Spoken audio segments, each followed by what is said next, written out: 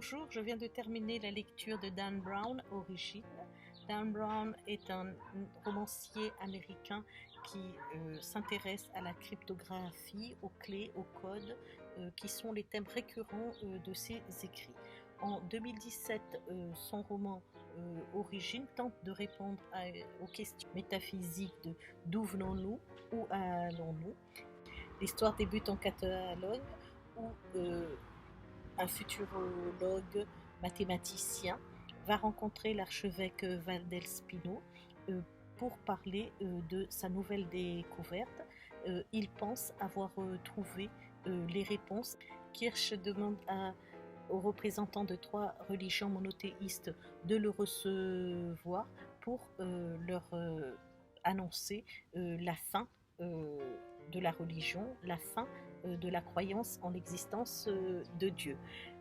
Ensuite, cette annonce, il va le faire lors d'un gala devant le monde entier, devant toutes les caméras, pour annoncer sa découverte avec une grande mise en scène, comme les Américains savent le faire.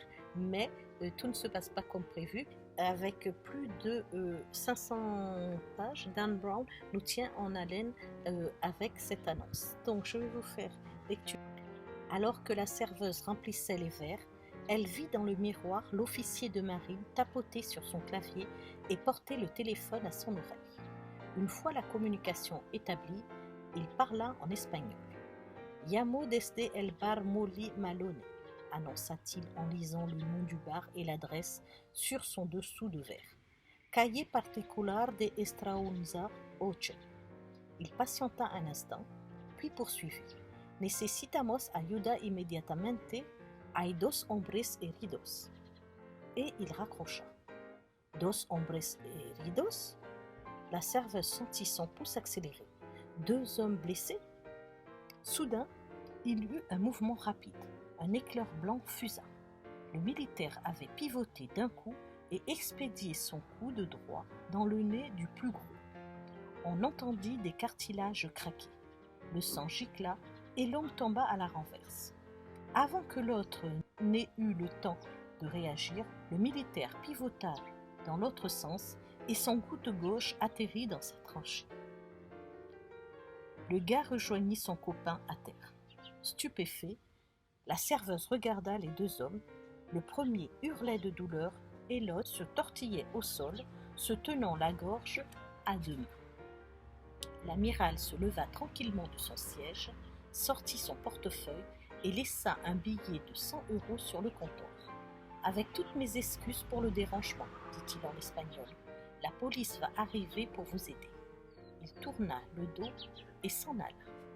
Les chefs des religions cherchent à tout prix un moyen pour que Kirsch ne fasse pas cette annonce. Et donc, lors de ce gala, voilà Tipa qu'il meurt.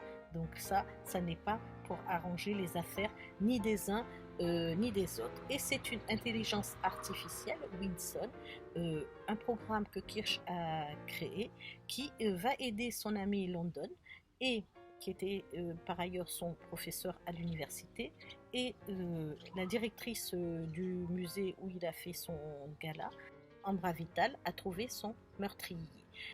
Elle se sent coupable. C'est elle qui a rajouté le nom du dernier invité et qui semblerait être ce meurtrier. Et donc, durant toute une nuit qui va s'étirer dans le récit, les 2 amis vont essayer d'éluder le meurtre de Kirsch, de retrouver les codes et finalement de pouvoir lancer son annonce.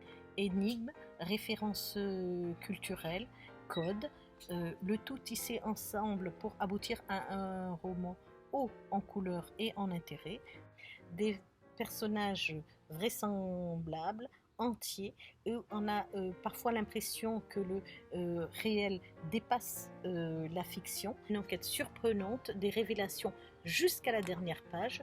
Les amoureux de la culture hispanique vont se régaler. Barcelone, son architecture, ses peintures, tout est prétexte à un décodage judicieux.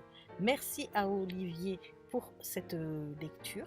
Alors, La devise de la page, c'est une émotion. Alors, quelle émotion j'ai eu quand j'ai fermé la dernière page? C'est l'ahurissement.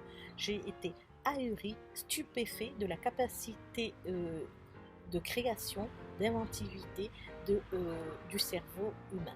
Donc, je vous souhaite une bonne lecture. À bientôt.